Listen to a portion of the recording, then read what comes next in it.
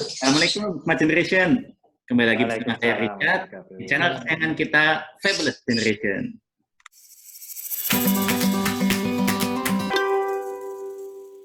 Hari ini edisi spesial lagi nih, kita bersama Coach Billy, bersama Coach Budi, dan Coach Tasirin di bawah saya. Coach Budi dan Coach Tasirin sekarang gelarnya sudah naik, sudah menjadi Coach sekarang. Kalau dulu masih Pak Budi sama Pak Tasirin.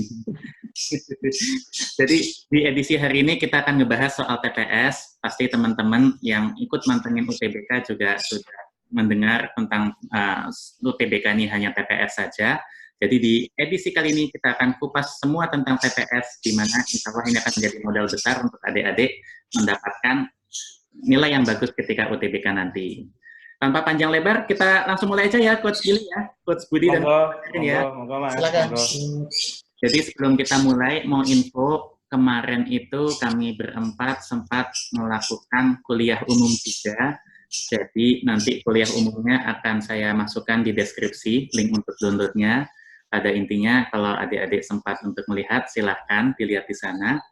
Kemarin kuliah umumnya adalah kita ngebahas full tentang TPS juga. Jadi sangat silahkan, nanti linknya saya post di bawah. Ini adalah yang kemarin kita diskusikan. Hanya untuk sedikit rekap kepada adik-adik yang belum menonton videonya, ini adalah surat yang tadi kita diskusikan pada tanggal 6 April 2020. Panitia LTMPT mengeluarkan surat perubahan jadwal, tapi di sini ada banyak poin-poin yang bisa kita petik juga kalau kita perbesar. Jadi ini adalah surat nomor 11 tahun 2020 tentang perubahan jadwal pelaksanaan UTBK 2020. Hal-hal yang mesti kita cermati adalah pertama, tadi sudah kita sampaikan bahwa UTBK 2020 ini tidak lagi ada saintek, tidak lagi ada shortboom, hanya TPS saja, tes potensi skolastik. Maka di sini nanti kita juga akan melihat dampak efek samping dari perubahan ini apa saja.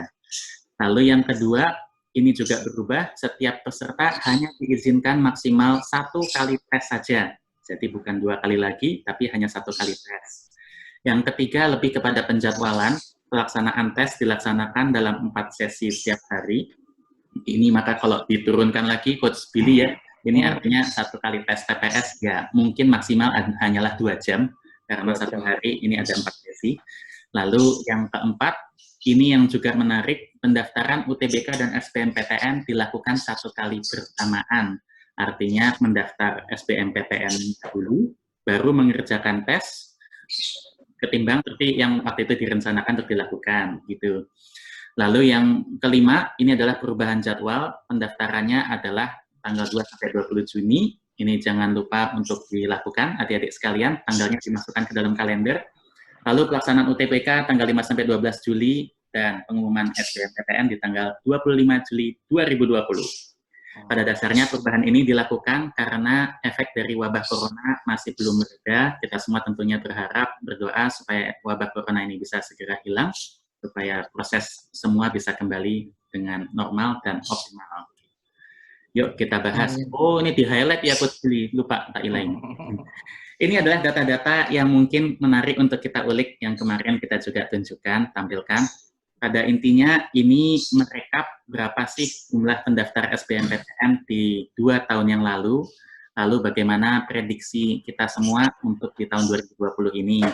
Kita lihat, di tahun 2018 dan 2019, pendaftar SBMPTN adalah 860.000 untuk tahun 2018, dan turun menjadi 714.000 di tahun 2019. Tapi di sini catatan menarik di bawah, sebenarnya tahun lalu pendaftar UTBK itu lebih tinggi dari 2018, yaitu 877.000. Artinya ada 163.000, mbuh nggak tahu kenapa tidak menjadi mendaftar SBMPTN. Mungkin terjadi efek-efek sistem juga ya tahun lalu ya, Coach Budi ya. Maka tahun ini tolong pastikan jangan sampai ada kendala teknis, kendala administrasi yang menyebabkan menjadi salah satu seperti kakak kalian. Ini 163.000 siswa, ini lumayan besar sekali jumlahnya. Lalu dari 800 ribuan pendaftar tersebut, ternyata yang lulus adalah sekitar 165.000, naik menjadi 168.000, atau kalau di persentase adalah 19,3% dan 23,6%. Ini efeknya kemana? Artinya adik-adik sekalian, pertama tadi UTBK hanya TPS saja, artinya semua adik-adik sekarang punya modal yang sama, yang tadinya mungkin sudah mempersiapkan saintek, sekarang jadinya hanya TPS saja yang harus dites, artinya semua peluangnya sama. Di sini adik punya kesempatan lebih besar dengan sudah mempersiapkan TPS terlebih dahulu ketimbang yang belum mempersiapkan TPS. Nah, ini dari UTBK-nya. Tadi pertama kita sampaikan bahwa UTBK tahun ini hanya TPS saja, itu artinya ada efek-efek samping. Kita lihat data di tahun lalu. Jadi di tahun 2019, maaf ini salah typo, belum tak ganti. Ini ada 2019. 2019 itu ternyata ada 7 universitas ternama yang menggunakan nilai UTBK sebagai bahan seleksi mandiri. Ini tanpa melakukan ujian tulis tambahan. Artinya adik-adik kalau mau masuk ke ITB, UNPAD, Malang, ITS, IPB, UNY, dan UPNV, itu nilai UTBK menjadi satu modal yang sangat penting. Dan di sini artinya karena UTBK hanya TPS, maka nilai TPS ini sangat penting. 2 jam tadi per sesi mungkin itu akan mengubah peluang Anda untuk masuk ke universitas ke depannya. Ini adalah yang hanya menggunakan nilai UTBK tok, mungkin dengan paduan dengan nilai raport. Yang satunya lagi adalah nilai UTBK juga dipakai, tapi mereka ada tes tambahan, seperti UGM, UPI, ITB ini adalah untuk yang FSRD, yang seni rupa dan desain. Lalu ada UNPAD, UNS, Unhas Makassar, dan Unsur Purwokerto. Jadi kalau dilihat total ada 14 universitas yang mengandalkan nilai UTBK untuk seleksi mandiri juga. Artinya nih, TPS sangat penting banget. Nah, ini 2019. 2020 gimana? Update-nya per pagi ini, alhamdulillah ada 5 universitas. Ini juga ternama juga, ITB, ITS, IPB, UGM, dan UNY, yang sudah menyampaikan bahwa akan menggunakan nilai UTBK juga untuk seleksi mandiri di 2020. Artinya, kalau kita lihat dari buffer, tahun lalu ada 14, ya mungkin 14 ini setidaknya akan menggunakan nilai UTBK lagi untuk di tahun 2020 ini untuk seleksi mandirinya. Dan kalau kita berandai-andai dan berasumsi dengan wabah ini, ya mudah-mudahan cepat selesai, tapi kalau belum, bisa jadi semakin banyak universitas yang nambah lagi akan menggunakan nilai UTBK sebagai bahan masuk seleksi mandiri. Jadi ini TPS. TPS ini sebenarnya apa sih? Jadi kenapa sampai bobotnya sebesar ini? Kira-kira isinya kayak gimana? Yuk kita bahas. Pasti adik-adik sekalian memikirkan 3 hal ini ketika sudah membaca bahwa UTBK hanya TPS saja. Yang pertama, emang tes TPS itu cukup nggak sih? Wah, nggak ketat lagi dong nih persaingan. Semua cuma TPS doang, nggak ada saintek, nggak ada sosbu. Terus kedua, isinya tes TPS ini apa aja sih? Ini yang akan kita bahas di sini. Nanti Coach Billy akan menunjukkan beberapa contoh soal TPS dan bagaimana menjawabnya. Lalu yang ketiga juga pasti jurusannya gimana dong milihnya. Emang TPS bisa memetakan IPA, IPS, dan Jadi untuk ngebahas ini semua, mungkin langsung kita mulai ya, Coach Budi. Boleh dibantu Coach Budi, ini TPS ini sebenarnya bagaimana Coach Budi untuk referensinya? Oke, terima kasih Mas Rizat. Berbicara tentang perubahan ini jadi menarik ya. Artinya apa itu di tengah wabah Corona memang banyak sekali terjadi perubahan, dan ketika kita menghadapi sebuah perubahan tidak ada kata lain kecuali harus siap, karena ini merupakan sebuah aturan yang mau tidak mau harus kita ikuti. Tapi sebenarnya terkait dengan itu ya ada side effect yang sifatnya positif dan itu banyak. Salah satunya saya harus mengucapkan selamat karena adik yang dari kelas 12 tahun ini tidak ada UN, langsung insya Allah lulus gitu ya. Selamat, ini jadi menguntungkan. Lulus dramatis. Bisa cerita tuh ya ke anak cucu ya, wah saya udah pakai UN. Ya, walaupun banyak muncul meme-meme yang kadang-kadang juga menggelikan, tapi nggak apa-apa, karena ini sebuah proses yang harus dijalani ya, ayo kita nikmati saja. Kemudian yang kedua, side effect terkait dengan UTBK yang akhirnya menjadi apa itu TPS saja, ini juga apa itu pasti ada efek positif, ada efek negatifnya. Keuntungan bagi adik-adik yang apa itu yang saat ini kelas 12 maupun kakak-kakak alumni yang tahun ini pengen mencoba lagi peruntungannya. Tahun kemarin bisa jadi sudah diterima tapi belum sesuai dengan keinginan, atau bahkan saat ini memang sengaja menunggu UTBK yang tahun ini bisa jadi ini menjadi sebuah keuntungan. Kenapa demikian? Salah satunya kalau kita melihat hasil tryout. Ini maaf, agak nambah sedikit nggak apa-apa ya? Dong, silakan dong Coach Budi. Ya, silakan. Dari beberapa kali penyelenggaraan tryout yang kita adakan, dan mungkin kalau dicermati nilai UTBK tahun kemarin yang dikeluarkan oleh pihak LTMPT, ya jadi nilai yang menjadi nilai apa ya, menjadi beban itu sebenarnya ada di TKA, di TKA. Terutama adalah yang hitung-hitungan, contohnya adalah matematika IPA, fisika, terus kemudian kalau di kelompok sosum itu adalah matematika dasarnya, matematika sosumnya. Ini biasanya menjadi beban berat bagi adik-adik, terbukti dari 2 kali tryout yang kita adakan untuk yang tahun ini, itu nilainya yang biasanya rendah adalah di materi-materi itu. Di materi-materi itu. Sehingga dengan demikian kalau boleh menyimpulkan sementara dengan dihapuskannya TKA ini menjadi sebuah keuntungan buat adik-adik. Nah, kalau dihubungkan dengan data yang dimunculkan Mas Rizal tadi, jelas kemungkinan peserta UTBK tahun ini bisa jadi lebih besar lagi. Kenapa? Jika memang yang saya sampaikan tadi benar bahwa nilai beban materi yang dirasa berat itu adalah di TKA-nya dengan hanya TPS yang dengan hanyanya dalam tanda kutip ya Mas ya. Betul. Hanya TPS yang diujikan bisa jadi minat atau tingkat persaingan untuk mengikuti UTBK ini semakin tinggi. Benar juga ya, benar. Sudut pandangnya menarik. Betul. Ya, apalagi kalau mungkin dicermati kayaknya penerimaan SNMPTN tahun ini apakah lebih banyak atau lebih sedikit dibandingkan tahun kemarin. Kalau lebih sedikit dibandingkan tahun kemarin, ya otomatis itu juga bisa menjadi faktor penambah jumlah pesaing di UTBK tahun ini. Jadi gitu. Nah, dari sisi itu berarti tingkat persaingannya menjadi lebih tinggi ya. Cuman waktu yang sekarang diundur akhirnya menjadi bulan Juli, ini juga menjadi keuntungan buat adik-adik. Karena kan rencananya di April sudah UTBK, tetapi ini kan diundur sampai dengan bulan Juli. Berarti masa persiapannya jadi lebih panjang, walaupun mungkin persiapannya tidak seperti tahun-tahun sebelumnya. Kemudian berikutnya adalah keuntungan juga bagi adik-adik yang mau lintas jurusan. Kalau tahun kemarin kan mau lintas jurusan berarti ya harus belajar dari awal materi-materi. Misalnya saya di sekolah saya IPA. Selama ini kan berarti saya hanya belajar matematika IPA, terus kemudian fisika, kimia, biologi. Padahal tahun ini saya pengen ngambil sosum misalnya. Maka saya harus belajar dari awal terkait ekonomi, sosiologi, dan sejarah harus saya pelajari. Tetapi dengan penghapusan TKA dalam UTBK ini, otomatis ini menjadi peluang tersendiri bagi adik-adik yang mau lintas jurusan.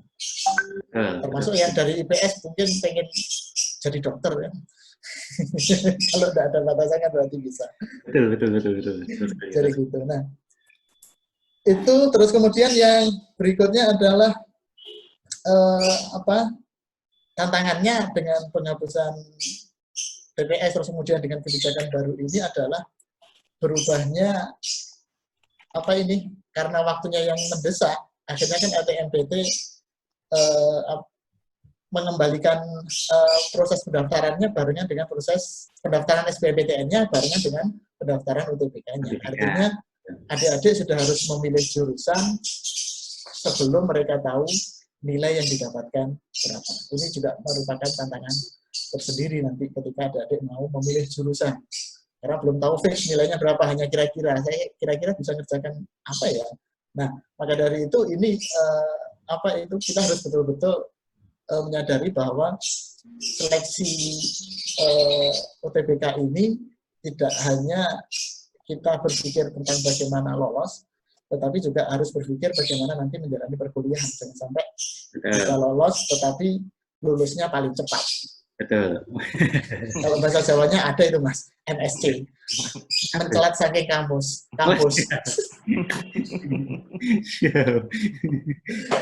Ya, jadi gitu.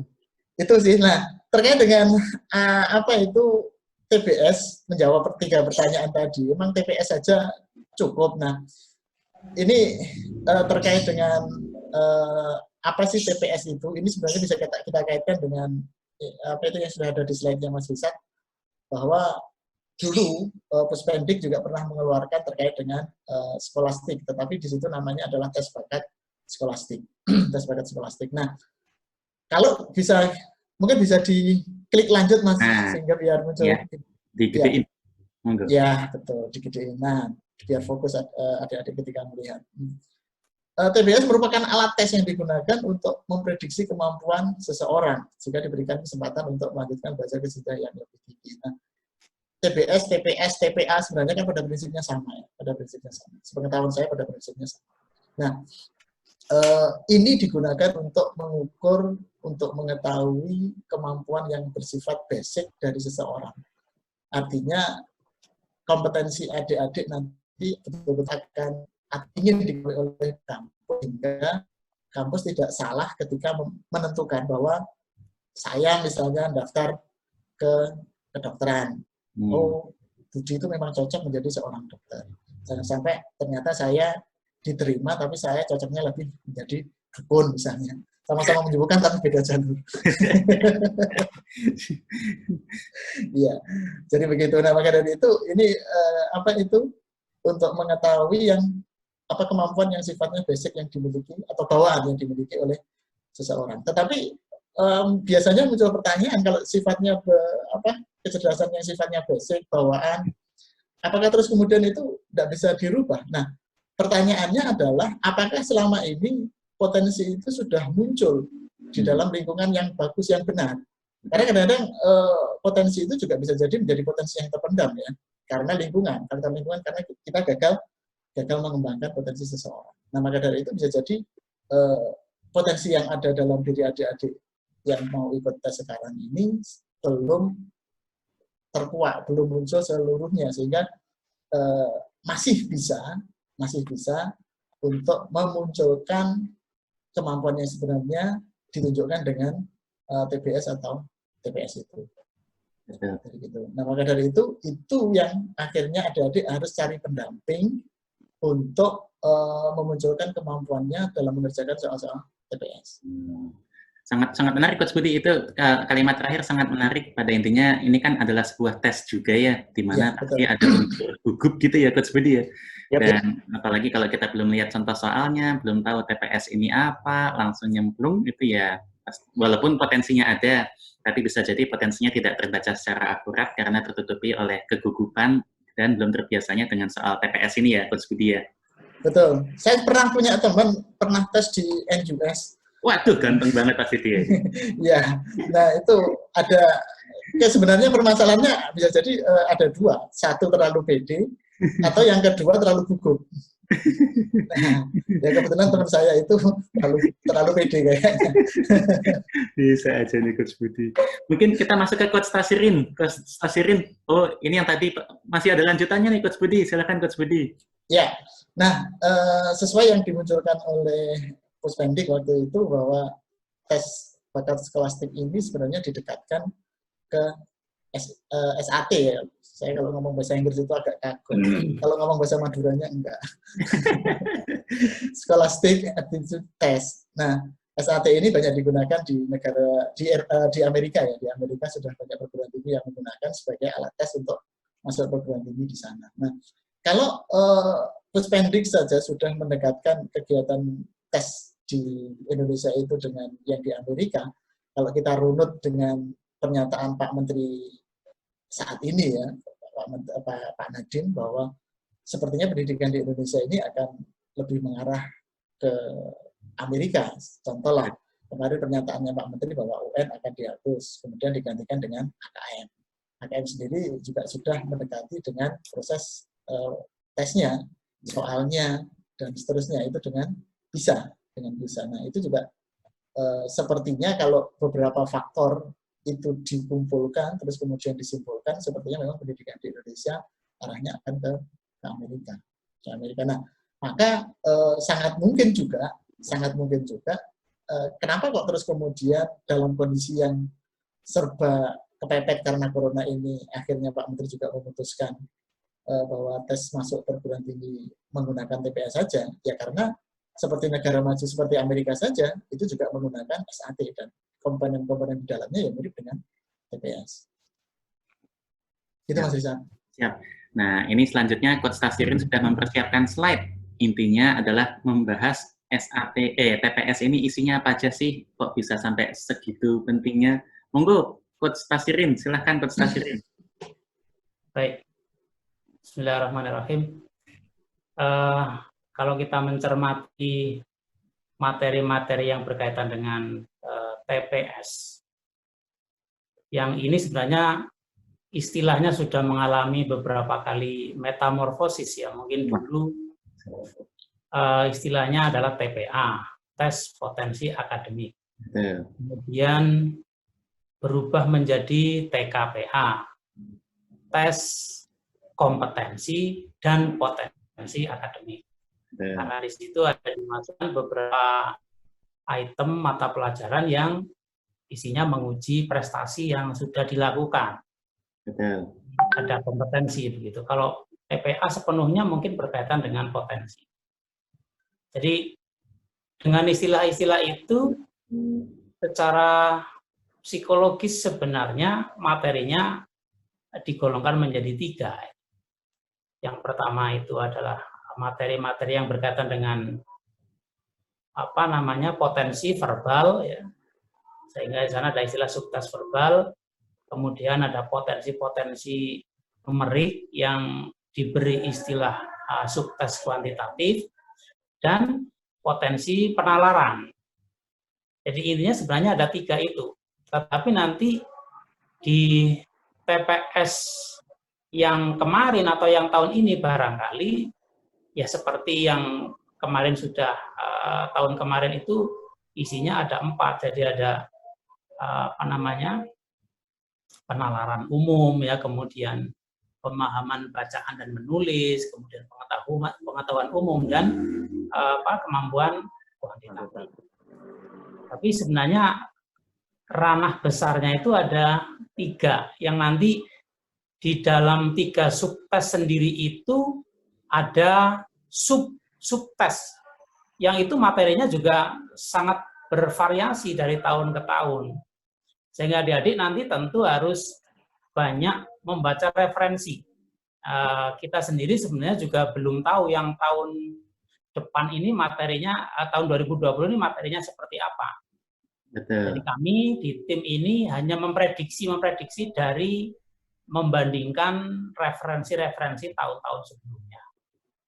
Nanti mungkin Coach Billy bisa lebih detail ya, menyampaikan dengan contoh-contoh soal yang tahun-tahun kemarin maupun prediksi yang tahun 2020.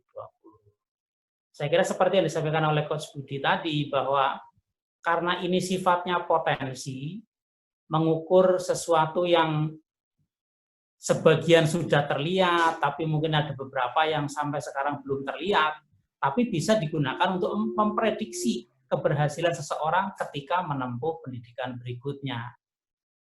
Dari situ saya kira nanti adik-adik siswa calon peserta UTBK itu harus banyak membuka referensi. Nah, kalau membuka referensi tentu waktunya tidak cukup, maka ya salah satunya harus belajar ke orang-orang yang lebih ahli, yang berpengalaman, sudah mendalami materi-materi yang berkaitan dengan TPS itu. Begitu kalau dari saya. Terima kasih Coach Tasirin. Jadi kalau tadi kita simpulkan sederhananya, ini terima kasih tadi Coach Budi sudah sampaikan, ini adalah untuk mengukur potensi seorang calon mahasiswa, khususnya di sini yang diukur adalah potensi kognitifnya, potensi bernalarnya, potensi berlogikanya. Jadi kalau dilihat di sini subtes-subtesnya sebenarnya tidak terlalu sulit, tidak terlalu jelimet, semua insya Allah bisa. Tapi lebih dari penyampaiannya, lalu bagaimana itu disampaikan, terutama dalam bahasa soal, itu yang akan menjadi tantangan. Setelah ini, Coach Billy, masih di sini ya Coach Billy ya? Masih Mas, masih. Ya. Gambarnya nggak muncul, kirain. Oh, muncul. Jadi muncul statis. Nah, jadi setelah ini kita akan masuk ke dalam yang sangat ditunggu-tunggu. Mungkin ini juga akan ditonton oleh orang tua siswa, mungkin akan ditonton oleh beberapa guru-guru di sekolah. Jadi kita akan kupas kayak gimana sih contoh-contoh soal dari TPS ini dan bagaimana cara mengerjakannya. Ini masih masuk ke dalam poin kedua tadi. TPS ini sebetulnya kayak gimana sih? Monggo Coach Billy, silakan Coach Billy. Oke, sebelum masuk materi, saya tambah sedikit aja dari kaitannya diskusi teman-teman semua. Menarik. Kata kuncinya potensi. Pertanyaannya akhirnya menjadi lebih luas lagi, bahwa potensi itu bisa ditingkatkan apa kemudian harus statis gitu. Nah, tentu perspektifnya kan, kalau menurut pandangan saya yang namanya sebuah potensi, ya mesti bisa ditingkatkan. Tidak mungkin potensi itu statis selamanya bernilai seperti itu. Nah, maka ketika kepingin meningkatkan potensi itu kan tentu ada prosesnya dengan belajar. Tadi Coach Tasirin sudah nyampaikan, belajar misalnya mengenal karakter soalnya, melihat dari tahun ke tahun, dan tentu juga yang nggak kalah pentingnya itu belajar dengan cara yang tepat juga. Nah, ini saya coba share materinya. Bentar, kok nggak jadi gede nih. Jadi ini adalah contoh-contoh soal dari TPS. Ya, dan kemudian pada kesempatan kali ini juga Mas, saya ingin ngajak Smart Generation semua, adik-adik semua, untuk istilahnya melihat dari sisi yang tepat ketika belajar itu seperti apa. Judulnya agak bombastis gitu kan, kalau TPS itu rekayasa. Saya masih ingat Coach Budi kemarin menyampaikan TPS itu bukan tes potensi skolastik, tapi tes paling sederhana gitu. Ya. Dan saking sederhananya kalau saya itu soal yang dikeluarkan itu soal setengah jadi, bukan soal jadi. Jadi soalnya itu belum jadi. Nah, di kesempatan ini nanti saya ingin nyontohkan karena couplingnya saya itu ada di 2 subtes. Tentu kalau subtes verbal bukan coupling saya lah, bukan latar belakang keilmuan saya. Saya coba nanti ngambil beberapa contoh soal itu di subtes kuantitatif dan subtes penalaran. Nah, nanti mungkin Coach Tasirin, Coach Budi, dan Mas Risat juga tak jadikan kelinci percobaan gitu kan ya. Wow, siap. Karena tadi aturannya cuma 2 jam, soalnya kemungkinannya juga bisa 80 sampai 90 gitu kan ya. Artinya waktunya rata-rata cuma 1 menit sekian detik gitu kan ya. Kira-kira nih, ini soal yang pertama, tanpa harus tahu teorinya dulu. Nama besar dipertaruhkan ini. Ini soal pernah muncul di ujian SBMPTN. Saya kalau nggak salah ingat tahun 2017, gitu kan ya. Kita ngambil soal real saja. Oke, semua akan mencoba membaca itu kan dengan baik gitu kan. Pada hari Minggu yang lalu di Kampung Bambu terjadi tindak kejahatan berupa pencurian dan perampokan. Meskipun keamanan kampung ditingkatkan, ternyata di Kampung Bambu tidak pernah terjadi perampokan. Kesimpulan yang paling tepat adalah ini termasuk salah satu materi penalaran, masuk dalam subtes penarikan kesimpulan tentang logis dan nggak logis gitu kan. Mesti arahnya adalah keterampilan kita membaca, menyerap informasi, kemudian membubuhkan itu menjadi sebuah kesimpulan. Nah, kalau kesimpulan yang paling tepat dari pernyataan di atas adalah yang mana? Coba Coach nebak aja lah, nggak usah mikir lama-lama, waktunya habis nanti kalau terlalu lama. Yang C kayaknya Coach ya. Oke, yang C, terus sesuai dengan nama saya yang B aja. Terus Tasirin nggak ada namanya T ya. Kalau MIDI A saja ya Coach, saya pilihkan. Gitu. Oke, saya coba begini, lihatnya. Handicap pertama, masalah pertama siswa ketika ngerjakan soal ini, 1, mesti berusaha membaca pilihan jawaban. Padahal itu akhirnya malah membuat rancu logika kita berpikir, nalar kita berpikir. Maka kesempatan kali ini saya mohon izin untuk pilihan jawabannya saya hilangkan. Dan kita mencoba menjawab tanpa harus tahu pilihan jawabannya, tapi nanti adik-adik semuanya, Smart Generation semua, insya Allah bisa menjawab. Oke, coba. Kata kunci di sini dalam kalimat premis yang dinyatakan itu kan sebenarnya kata kunci atau. Pada hari Minggu yang lalu di Kampung Bambu baru terjadi tindak kejahatan berupa perampokan atau pencurian. Betul. Meskipun keamanan kampung ditingkatkan. Ini kalimat-kalimat selain ini tuh sebenarnya tidak perlu, Mas. Kita hanya konsentrasinya sebenarnya hanya di atau ini saja. Jadi kalau mau dibuat lebih panjang ceritanya ya boleh. Pada hari Minggu yang lalu tertepat tanggal sekian, bulan sekian, tahun sekian, bertepatan dengan hari lahirnya, itu kan nggak penting semua gitu kan ya. Yang penting nanti Smart Generation ketika ngerjakan soal penalaran, ketemu kata hubung atau, perhatikan atonya itu. Karena secara makna, kata hubung atau ini mempunyai berapa makna? 3. Nah, secara makna mempunyai 3. Meskipun kadang kita berasumsi cuma 2. Yang pertama maknanya perampokan, yang kedua maknanya pencurian, ada makna yang ketiga yang itu lupa. Apa itu?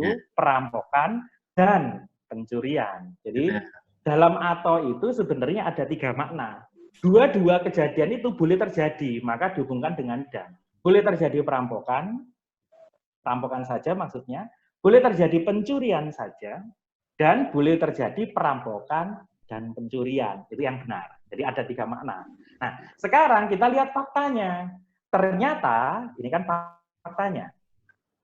Ternyata itu kan faktanya. Di Kampung Bambu tidak pernah terjadi perampokan. Kalau dia sudah menyatakan tidak pernah terjadi perampokan, maka yang pasti terjadi apa?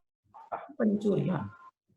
Ya pencurian. Maka tanpa harus tahu pilihan jawaban, Smart Generation akan menjawab pokoknya hari Minggu terjadi pencurian. Itu aja. Jadi tanpa harus melihat pilihan jawaban, sebenarnya dari pernyataan ini kita bisa menyimpulkan yang penting terjadi adalah pencuriannya. Mau ngomong apa yo, jawabannya mesti terjadi pencurian karena faktanya tidak pernah terjadi perampokan. Nah, baru kalau kita mau melihat pilihan jawaban dan memang harus memasukkan pilihan jawaban, kita bisa membaca. Dan kelihatannya tadi jawabannya Mas Risat yang benar. Hari Minggu yang lalu di Kampung Bambu baru saja terjadi tindak kejahatan berupa pencurian. Oke, karena yang dicari memang pencurian dan ini nama besarnya masih bisa lah dipertahankan. Sebagai hostnya Fabulous Generation aman berarti Mas. Salah milih hanya ngelihat itu aja sih, hanya ngelihat sederhana itu. Ketika kata hubungnya atau kita bisa melakukan itu. Oke, ini contoh, tentu contoh yang paling sederhana, meskipun saya yakin ini cukup bermanfaat buat adik-adik kata hubung atau. Oke, kita coba lihat contoh yang lain. Contoh yang kedua yang saya siapkan. Nah, ini juga tentang pernyataan berkuantor. Kalau bahasa matematikanya, pernyataan yang mempunyai bobot, ditandai dengan kuantor semua dan kuantor beberapa. Nah, ini pun juga kadang membingungkan adik-adik. Kalau saya selalu menyampaikan, jangan pernah membaca pilihan jawaban. Kalau baca pilihan jawaban mesti malah bingung. Coba, coach, coba tuh milih asal-asal kayak tadi, pilih sembarang. Ini udah nggak pertaruhan nama ini, salah boleh ini. Kalau ini salah boleh. Yang E. Saya istiqomah pokoknya B. Coach Tasirin berarti A, istiqomah. Oke. Ini sebenarnya juga teorinya sederhana, Mas. Teorinya sederhana. Saya selalu nyarankan tutup aja pilihan jawaban. Tutup pilihan jawaban. Jadi kalau nanti muncul penalaran, disuruh menarik kesimpulan dari sebuah premis ataupun sebuah penalaran bacaan, adik-adik jangan melihat ke pilihan jawaban, itu akan ganggu. Kita coba bermain dalam teorinya disebut sebagai silogisme. Kalau dikatakan silogisme susah, saya ngomongnya gini aja. Cari kata-kata yang diulang-ulang. Itu aja. Apa kata-kata yang diulang-ulang di sini? Wisatawan. Betul, maka wisatawan tidak boleh diomongkan, itu aja. Itu teorinya paling gampang gitu aja. Jadi kalau mau mencari yang paling sederhana, yaitu jangan pernah pakai kata-kata wisatawan untuk menyimpulkan. Jadi karena kata-kata yang diulang-ulang dalam teori silogisme itu akan hilang. Contoh misalnya begini, jika saya rajin belajar, maka saya naik kelas. Jika saya naik kelas, maka saya diberikan HP baru. Nah, berarti kan ada kata yang diulang dalam pengandian jika makanya. Apa itu? Naik kelas. Yaitu jika saya rajin belajar, saya naik kelas. Jika saya naik kelas, diberikan HP baru. Kalau mau dibuat simpulan, ya naik kelasnya hilangkan. Maka dapatnya jika saya rajin belajar, saya diberikan HP baru. Tapi nggak usah dipikirkan bahwa coach nggak nyambung, masa rajin belajar malah diberikan HP baru. Enggak, karena Anda tidak harus membayangkan kenyataan. Anda sudah diberikan kondisi premis yang disediakan. Dan kondisi itu biasanya menjebak, gitu loh. Maka selalu saya katakan, jangan bayangkan kenyataannya. Kalau Anda membayangkan kenyataannya, tentu jadi rancu. Gitu. Nggak ada hubungannya, rajin belajar dikasih HP baru, ya tambah marah-marah lah, gitu kan. Malah kan jadi banyak mainannya, gitu kan. Jadi gitu, Mas. Jadi sebenarnya ini teorinya seperti itu dulu, satu, seperti itu. Yang kedua, kalau ada berbobot semua, kemudian muncul beberapa, maka sebenarnya semuanya hilang. Jadi semestanya tidak boleh diomongkan lagi, karena kita tidak bisa menyimpulkan keseluruhan, karena ada sebagian. Logikanya di situ. Ketika kita ngomong semuanya, kemudian kita ngomong sebagian, simpulan kita nggak mungkin di semuanya dong. Betul. Karena kan ada yang bagian nggak diomongkan. Maka kita akan ngomong di sebagiannya. Itu kalau mau agak sedikit berpikir. Tapi kalau nggak mau berpikir, udah main coret-coret aja, gini aman, gitu kan. Aman, selamat ini dunia akhirat, gitu aja. Udah. Kalau sudah gini, udah lempeng aja ngomongnya. Kita mulai dari beberapa, tuh lempeng, ngomong apa? Beberapa orang, berambut membawa tas. pirang, membawa tas, sudah selesai, gitu aja. Ini kan tidak butuh, tapi nggak menarik ya kalau dibocorkan nanti TPS-nya nilainya tinggi semua. Waduh. Tapi kan judulnya harus dibuktikan bahwa TPS itu rekayasa. Dan memang rekayasa saja. Beberapa orang berambut pirang membawa tas, selesai. Itu simpulannya. Jadi yang kata berulang dihapus, lalu yang semua kalau ada beberapa yang diambil hanya beberapa, langsung ketemu ya? Langsung ketemu. Beberapa orang pirang membawa tas dan jawabannya benar Coach Budi. Wah, istiqomah. Ini orang istiqomah gitu. Tapi saya kadang juga ngajarkan kekonyolan, Mas. Ngajarkan kekonyolan. Hari ini tak buka rahasianya, enggak apa-apa. Ngajarkan konyolan gimana? Nah, adik-adik semua Smart Generation, kalau Anda susah membaca, misalnya ini kelas 12 SMA tapi bacanya masih ngeja, itu kan susah banget ya. Lihatnya sederhana gini aja, bermain tanda positif negatif. Jadi, kuantar itu juga bisa dilihat nilai positif negatifnya. Contoh, yang nomor 3 ini, pernyataan pertama, semua wisatawan membawa tas. Ini kan tidak ada kata tidak, berarti kuantarnya nilainya positif, premis. Gitu kan ya? Betul. Beberapa orang berambut pirang adalah wisatawan, itu premisnya juga positif. Betul. Dalam penarikan kesimpulan, kalau premis pertama positif, premis kedua positif, kesimpulannya mesti positif. Oh. Tidak mungkin dong kita menyatakan positif, kemudian positif, kesimpulannya jadi negatif. Ngaco itu, gitu kan ya. Positif, hasilnya selalu positif. Dan kalau kita melihat pilihan jawaban A, benar apa salah? Salah. Karena dia mengandung kata tidak. Tidak itu negatif. Itu nggak usah mikir, itu pekerjaannya paling sederhana. B juga salah, ada kata tidak, ngaco ini, ngaco. Salah, nggak pakai tidak, iya, tapi pakai bukan. Nah, ini juga salah. Maka pilihannya tinggal 2, A, C sama B. Nah, C menjadi salah. Kenapa? Menggunakan wisatawan yang berulang-ulang dan menggunakan kata semua. Ini salah. Salahnya double. Maka jawabannya B. Tanpa harus tahu teorinya dengan detail pun, sebenarnya adik-adik itu menarik kesimpulan bisa. Asalkan sehat, gitu loh. Jadi di TPS pun juga ada cara cepat ya, Coach Billy ya? Ini bukan cara cepat sih, Mas. Ini cara normal. Ada cara cepatnya lagi nih? Cepatnya lagi nunggu temennya selesai, tanya. Apa? Oh ya, B, selesai. Masa gini perlu cara cepat. Sebenarnya kan ini hanya berpikir nalar yang logis saja. Kita kan hanya melogiskan saja. Artinya, ketika hari ini Coach Billy ngomong plus hasilnya plus, berarti adik-adik nanti bisa belajar dong. Kalau ada plus, kemudian min, berarti hasilnya apa? Min. Ya pasti negatif dong. Begitupun kalau negatif, kemudian positif dulu deh. Hasilnya jadi apa? Negatif juga. Negatif. Karena setiap plus min atau min plus, itu mesti hasilnya negatif kesimpulannya.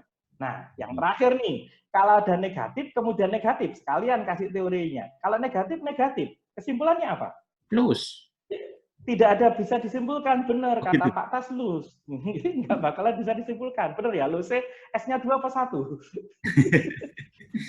Jadi, ketika negatif dan negatif, tidak ada kesimpulannya. Kita nggak bisa menarik kesimpulan dari sebuah pernyataan yang dua-duanya negatif, tiga-tiganya negatif, keempat-empatnya negatif, berapapun itu negatif.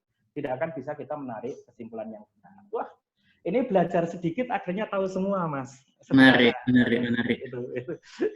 Ini dua saja apa dilanjut? Lanjut, tapi sebenarnya ini sangat menarik ya. Jadi walaupun sesimpel ini, tapi tadi yang pun tadi juga bikin terkecoh ya. Karena tadi kan beberapa orang berambut pirang adalah wisatawan. Artinya kan secara tidak langsung berarti beberapa orang berambut pirang juga tidak wisatawan. Bukan wisatawan, benar. Tetapi kalau kita bahas secara metode penalaran, kita menggunakan penalaran dalam makna penalaran sungguhnya, E itu menjadi bukan kesimpulan, Mas. Kenapa? Karena E itu menegasikan salah satu premis. Itu kan kita hanya menegasikan premis yang E, premis yang kedua. Beberapa orang berambut pirang adalah wisatawan. Kita ganti beberapa orang berambut pirang bukan wisatawan. Itu pun juga negasi yang salah. Jadi ingkaran yang salah. Karena ingkaran beberapa harusnya dipasang kata semua. Karena ingkaran dari sebagian itu mesti seluruhnya. Harusnya, ya maka sebenarnya gitu, menarik kesimpulan itu tidak boleh menggunakan salah satu premis sebagai simpulannya.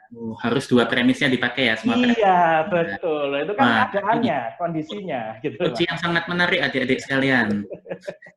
Ini ilmunya mahal, Mas. Makanya saya ngembangkan pojok kiri itu namanya skolastik ABC. Keren. Itu apa? Mengerjakan soal-soal skolastik semudah mengeja huruf A, B, dan C. Insya Allah terbukti deh. Ini kan semudah mengeja huruf A, B, C. Karena coret-coret jawab. Coret-coret jawab. Maka kadang saya ngusulkan ke siswa-siswa yang sudah belajar lama sama saya, itu saya selalu ngomong, usulkan bahwa soal TPS esai. Gitu kan. Tanpa harus pilihan. Karena mungkin Anda membuat esai itu menjadi menarik. Karena tinggal Anda coret, Anda dua soal yang sudah saya contohkan, adik-adik Smart Generation kalau memperhatikan mesti bisa narik kesimpulannya tanpa harus lihat pilihan. Yang pertama tadi Pak asal tahu, pokoknya kejadian pencurian. Mau dikasih kalimat apapun, yang penting pencurian. Yang kedua, pokoknya saya nyambung bahwa yang rambut pirang itu mesti bawa tas. Karena wisatawannya hilang. Gitu aja. Betul. Kan kalau wisatawannya dibuat lebay kan boleh. Semua wisatawan yang berasal dari negara Asia Pasifik, dengan mata agak sipit dan seterusnya. Itu kan kalimat nggak penting juga. Gitu kan? Dan biasanya memang soal-soal yang muncul di 2019 itu panjang-panjang, Mas, kalimatnya. Tapi itu sebenarnya kalimatnya nggak penting semua. Itu bahasa saya adalah aksesoris yang nggak diperlukan. Anda cari clue-nya, petunjuknya sesungguhnya yang mana. Gitu aja. Kata kuncinya yang apa. Gitu aja. Gitu, J. Boleh, Coach. Lanjut lagi, Coach. Lanjut.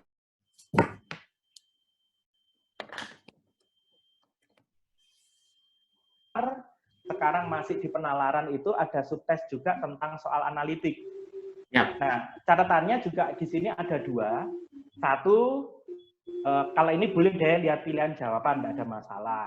Satu, yang ini, jangan pernah baca kalimatnya itu langsung utuh. Jangan pernah baca soal ceritanya itu langsung semuanya dibaca. Kadang itu kita gitu, saking pingin tahunya, itu semua soal langsung, semua kalimat dalam soal itu langsung dibaca. Padahal itu tidak ada guna. Nanti cara ngerjakannya adalah baca per kalimat. Setelah membaca per kalimat, yang kedua, ambil makna tersurat dan tersiratnya. Ini kayak belajar apa ini? Ada makna tersurat dan makna tersiratnya. Jadi nanti silakan diambil makna tersurat dan makna tersiratnya. Contoh nih. Halo? Siap. Oke, masih oke. Jadi contoh. Sebuah toko menjual boneka dengan harga yang beragam. Betul. Oke, dari kalimat ini kan yang kita tahu bonekanya pokoknya harganya beragam. Tapi jumlahnya berapa kita belum tahu. Oke, simpan. Nah, kalimat kedua. Harga boneka ayam, baru nongol makhluk ayam, hanya lebih murah dari salah satu boneka. Oke, ini jelas makna tersirat. Bukan makna tersurat. Maka Smart Generation semua harus bisa nyimpulkan ini, karena per kalimat itu punya makna. Coba yuk, harga boneka ayam hanya lebih murah dari salah satu boneka yang tersedia. Kalau saya tanya, berarti ayam itu nanti berada di urutan keberapa? Termahal atau termurah? Kedua, benar. Kenapa kok ngomong kedua? Kalau Mas Risa sih jelas lah, karena kenapa jadi kedua ayam? Karena ayam itu hanya lebih murah dari salah satu, gitu. Berarti yang di atasnya ayam itu hanya ada satu. Nah, maka ayam menjadi nomor 2. Itu maksudnya. Nah, jadi di kalimat kedua, kita langsung mendapatkan bahwa ayam itu terletak di posisi nomor 2. Harga boneka ayam hanya lebih murah dari salah satu boneka yang tersedia. Berarti ayam boleh dikatakan termahal kedua. Kalimat berikutnya, boneka macan, ada makhluk baru lagi macan, lebih mahal dari beruang, ayam yang tadi disebut lagi, dan koala. Berarti dari sini informasi yang kita dapat, macan berarti nomor berapa? Nomor 1. Betul, macan berarti nomor 1. Kenapa? Karena macan lebih mahal. Entah itu dengan beruang, entah itu dengan ayam, entah itu dengan koala. Karena kita tahu ayam nomor 2, maka kita simpulkan macannya nomor 1. Seperti itu. Jadi per kalimat punya makna, maknanya bisa tersurat, maknanya bisa tersirat. Oke. Yang terakhir kalimatnya adalah boneka panda, kita punya panda, lebih mahal dari beruang. Oke, berarti beruang ada di bawahnya. Tetapi lebih murah dari koala. Berarti koala ada di atasnya. Nah, jadi karena boneka panda, Coach Billy ulangi, lebih mahal dari beruang, berarti panda ada di atas beruang, tetapi lebih murah dari koala. Artinya koala posisi ketiga, panda posisi keempat, dan beruang posisi kelima. Barulah kita utuh rankingnya 1, 2, 3, 4, 5. Tinggal masuk ke pertanyaan boneka yang ketiga, pastilah koala. Ini tentang analitik. Jadi bukan dibaca langsung seluruh kalimat, nanti Smart Generation silakan baca per kalimat, ambil makna tersirat dan makna tersuratnya. Seperti itu, Mas Risat. Menarik ya, ini critical thinking kena sekali di sini ya, analisa lain. Nah, tapi kalau nggak biasa berliterasi, kalau nggak biasa membaca, tentu jadi ribet ketika kemudian menyelesaikan ini. Dan dari contoh-contoh ini, akhirnya juga bisa dikaitkan ke penjurusan, Mas. Tentu anak-anak yang istilahnya kemampuan analitiknya tinggi itu sesuai banget ketika masuk fakultas kedokteran, sesuai banget masuk psikologi, sesuai banget jurusan-jurusan yang istilahnya menggunakan critical thinking itu tadi. Masuk MIPA juga cocok ya? Halo? Gimana Masuk MIPA cocok juga. Apa, Coach? Masuk MIPA juga cocok. Oh gitu ya, karena jadi analis ya. Analis. Betul, iya sih. Jadi pendek kata itu ahli hukum juga cocok ya kalau harus menganalisa masalah. Pengacara itu juga cocok itu. Benar. Jadi itu mungkin nanti yang kita harus bahas di pertemuan berikutnya. Ketika cuman TPS, bagaimana kemudian memilih jurusan dan seterusnya. Itu. Pembobotannya ya, Coach Billy ya? Ya, pembobotannya, kemudian harus ditonjolkan mana, dan seterusnya. Betul, Mas. Dan mungkin juga kita bisa nanti bantuannya Coach Budi yang paling ahli itu, ahlinya ahli sekali itu, berapa sih titik minimalnya untuk bisa lolos? Itu juga paling penting kelihatannya yang ingin diulik sama Smart Generation semua. Biar lengkap satu soal lagi, boleh nggak, Mas? Boleh dong, Coach Billy. Boleh ya. Oke, satu soal lagi terakhir, hitung-hitungan. Nah, hitung-hitungan, biar lengkap contohnya. Sudah nalar, sudah menganalisa, yuk sekarang ngitung. Nah, ini kalau lihat soalnya udah, ini yang saya ambil tahun 2019. Ini soal masih baru kemarin, Mas. Ini soal baru kemarin. Ya. Jadi, nilai matematika 7 orang siswa setelah diurutkan adalah sebagai berikut. ABC 7, DDD 9. Jika nilai rata-rata semua siswa adalah 7, dan rata-rata 3 nilai terendah adalah 17/3, maka rata-rata 3 nilai terbaik adalah... Wah, 25/3, Coach B. Iya, ya nggak salah lah. Karena ini kan hanya main logika sederhana, gitu kan ya.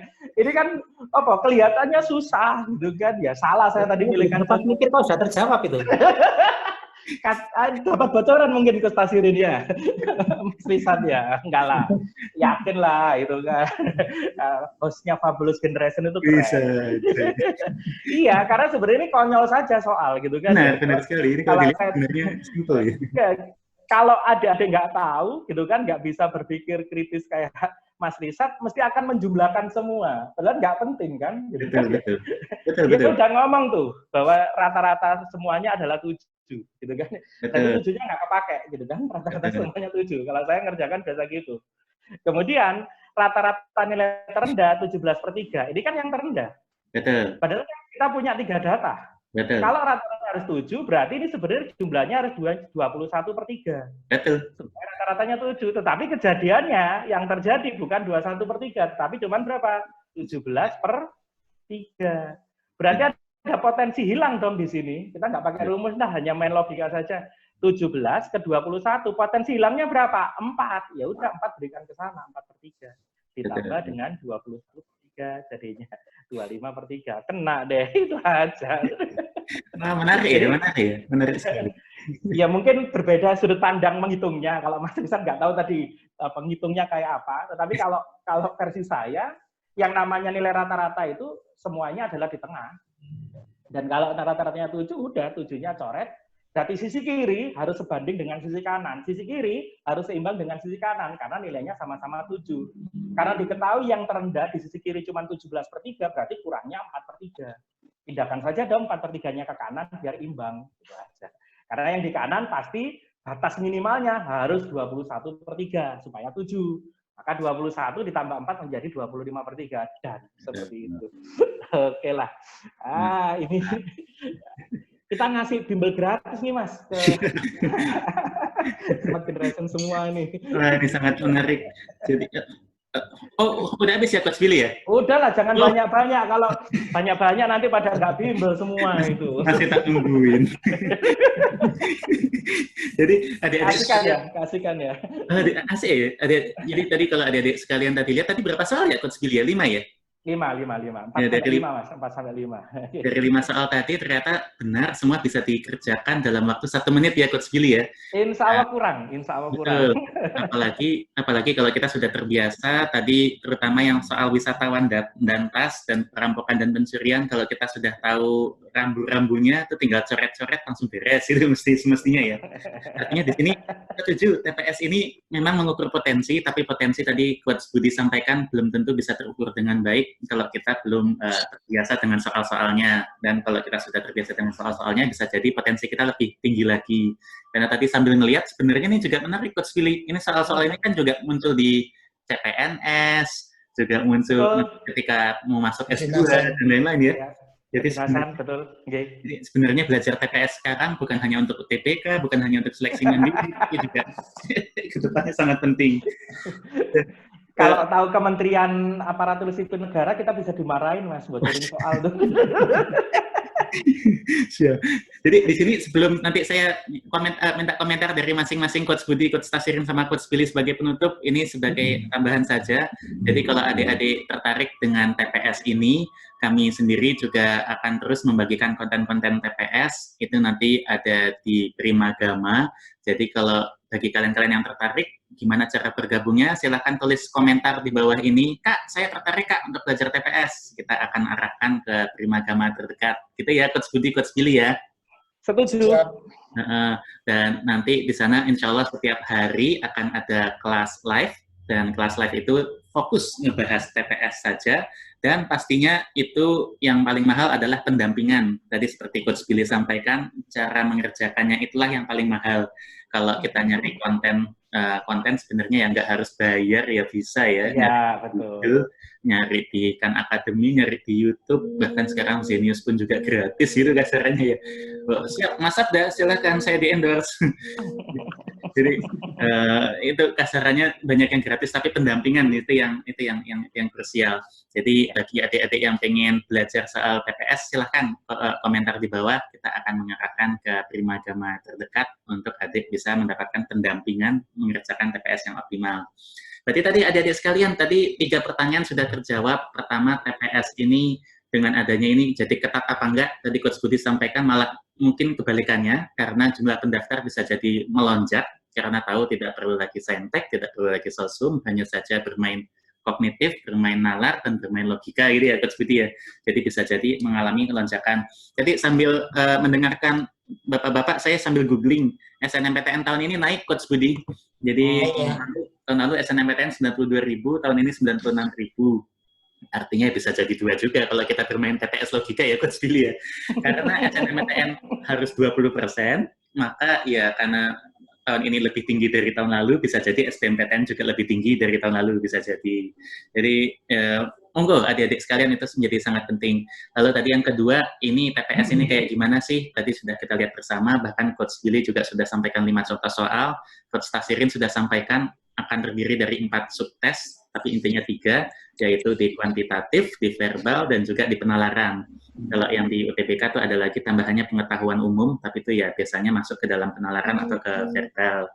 Lalu yang ketiga, tadi yang masih belum terbahas juga, ini juga masih kita prediksi, ini gimana sih cara penjurusannya kalau dari TPS toh, tapi tadi kita bisa lihat ada kemampuan analisa, ada kemampuan logika, kemampuan critical thinking, ini yang mestinya akan dibuat pembobotan. Kami sangat yakin LTMPT pasti akan mengeluarkan statement resmi bagaimana melakukan pembobotan, lalu TPS ini isinya apa saja, tapi kita tidak mungkin menunggu di sana, kita harus melihat di sini. Monggo, Coach Budi, Coach Tasirin, Coach Billy, ada mau tambahan? Ya, yang jelas terkait dengan apa itu perubahan dari apa yang terjadi di UTBK ini, ya adik-adik memang bagaimanapun harus menyiapkan diri. Walaupun ini hanya TPS dalam tanda kutip kata hanyanya, ya bagaimanapun kalau adik-adik tidak berlatih, ya nanti ya pasti misalnya di belakang. Kemudian yang kedua, kelemahan kita anak di Indonesia. Halo cantik. Jadi YouTuber cantik. Ya. Nah, kelemahan anak-anak di Indonesia ini rata-rata seperti yang disampaikan oleh Coach Billy tadi adalah di literasi. Ya, maka dari itu, mumpung waktunya masih panjang, mari sering berlatih literasi, banyak membaca dan seterusnya, sehingga adik-adik ketika nanti ketemu dengan soal-soal yang melibatkan teks, tidak kesulitan untuk mengambil kesimpulan. Itu mungkin dari saya. Coach Tasirin, Coach Billy, monggo silakan. Mungkin Coach Tasirin sekalian nitip motivasi, Coach. Ini gimana cara memotivasi adik-adik, khususnya mungkin yang baru gagal di SNMPTN, supaya bisa ini melonjak di SBMPTN UTBK. Iya, saya sepakat tadi dengan Coach Budi ya. Jadi berlatih itu menurut saya adalah ini meningkatkan literasi membaca. Karena bagaimanapun sampai dengan tahun kemarin ranking PISA kita itu 70-an dari 78 negara. Jadi literasinya termasuk rendah ini. 70 dari belakang. Jadi berlatih itu artinya menyesuaikan, mengenal istilah-istilah yang nanti muncul dalam ujian di TPS ya. Bisa saja kita tahu artinya, tetapi karena istilahnya kita tidak familiar sehingga tidak bisa memahami makna secara keseluruhan. Sehingga tadi yang disarankan berlatih itu adalah kita meningkatkan literasi membaca. Kemudian tadi sudah disampaikan juga kalau TPS itu tidak hanya untuk seleksi UTBK, tetapi untuk seleksi-seleksi kedinasan juga dipakai, kemudian nanti kalau mau CPNS atau apa itu juga dipakai. Maka sebenarnya belajar TPS itu adalah 1 kali merengkuh dayung, 2-3 pulau terlampaui, gitu ya. Kita belajar 1 kali sekarang itu untuk mempersiapkan tes-tes berikutnya. Ya. Itulah nilai pentingnya. Jadi adik-adik jangan kemudian, aduh saya kemarin sudah belajar fisika, sudah belajar matematika, dengan ini tesnya cuma begini. Bukan cuma begini, justru malah dengan begini kita mempersiapkan langkah yang sudah panjang. Gitu. Siap. Coach Billy, monggo Coach Billy. Kalau saya ada 2. Yang pertama gini, ini cerita data saja. Yang jelas karena saya juga pengajar di Primagama, nggak apa-apa ya nyebut merek gitu ya Mas ya. Dan ya. Kemudian juga berkesempatan dalam tanda petik menjadi trainer dari teman-teman pengajar di Primagama sebagai pengajar TPS gitu kan, menyiapkan mereka-mereka untuk mengajar TPS. Fakta yang terjadi satu, setelah belajar TPS, teman-teman itu pada melamar CPNS, alhamdulillah banyak yang diterima. Dan laporannya semua ngomong, Coach, materi itu sangat bermanfaat. Materi itu memang akhirnya memudahkan kita mengerjakan soal-soal yang keluar di tes CPNS. Iya, betul. Karena memang mau tes model apapun yang menggunakan TPS, pemodelan soal TPS ya hanya 3 kelompok tadi yang dijelaskan oleh Coach Tasirin, hanya ngomong verbal, hanya ngomong kuantitatif, dan hanya ngomong penalaran. Yang kedua, bagi smart generation semua, Coach Billy hanya titip, jangan cepat puas. Hari ini kita baru ngulik sedikit. Anda harus cari tahu lebih banyak lagi tentang bagaimana menjinakkan soal-soal TPS yang kata Coach Billy itu tadi adalah rekayasa. Anda silakan cari, tentu di tempat Primagama terdekat di kota Anda mesti ada, dan semua institusi Primagama sudah siap dengan yang seperti itu. Oke, itu aja Mas dari saya kembalikan ke Mas Risat, monggo. Cakep, terima kasih Coach Budi, Coach Tasirin, dan Coach Billy. Jadi adik-adik sekalian, UTBK hanya satu kali di tahun ini, jangan sia-siakan kesempatan emas ini. Kami yakin jumlah pesertanya pun juga akan melonjak tinggi, dan tadi yang Coach Tasirin sampaikan dan Coach Billy sampaikan betul, sudah tidak ada lagi fisika, tidak ada saintek, tidak ada soskum, pasti semua juga berpikiran sama, pasti banyak juga yang galau, aduh saya udah capek-capek belajar fisika nih, jadi nggak kepake. Ini adalah peluang besar kalian, silakan persiapkan diri TPS sebaik mungkin, karena tadi sudah disampaikan, UTBK kepake, di seleksi mandiri kepake, CPNS kepake, mau S2 saya yakin juga pasti kepake, karena di sana pakainya SAT, pakai GMAT, itu pasti kepake juga. Jadi TPS ini menjadi suatu hal yang sangat hot dan sangat menarik untuk kita ikuti bersama. Dan sangat silakan sekali lagi, kalau butuh pendampingan silakan komentar di bawah, kami akan arahkan ke Trimagama terdekat. Jangan khawatir, walaupun wabah corona sedang ada di mana-mana, Trimagama tetap optimis dan memberikan layanan terbaik. Wah, ini mesti dikasih pujian dari dirutnya nih. Izin Pak Dirut, ini izin promosi. Kasih bonus topi nanti. Kasih bonus topi. Ini topi dikasih sama Dirut. Endorse. Saya juga dapat endorse satu. Baik, adik-adik sekalian, mungkin juga Bapak Ibu yang melihat, ini adalah sedikit persembahan cuplikan TPS dari kami. Kami akan terus mengadakan kuliah umum setiap harinya, tapi di channel yang berbeda pastinya. Dan Coach Billy di Coach Billy Channel juga terus berbagi tips-tips soal TPS juga ya Coach Billy ya. Jadi dari kami sekian saja. Kalau ada yang mau bertanya, komentar atau usul video selanjutnya apa, silakan di komen di bawah ini, dan jangan lupa subscribe. Udah lama nggak minta subscribe, Coach Billy. Ya sombong dari atas minta subscribe. Oke lah, tetap. Yang penting subscribe. Baik, adik-adik sekalian, terima kasih banyak sudah menonton. Mudah-mudahan bermanfaat. Dari kami sekian saja. Wabillahi taufiq wal hidayah. Wassalamualaikum warahmatullahi wabarakatuh. Waalaikumsalam warahmatullahi wabarakatuh.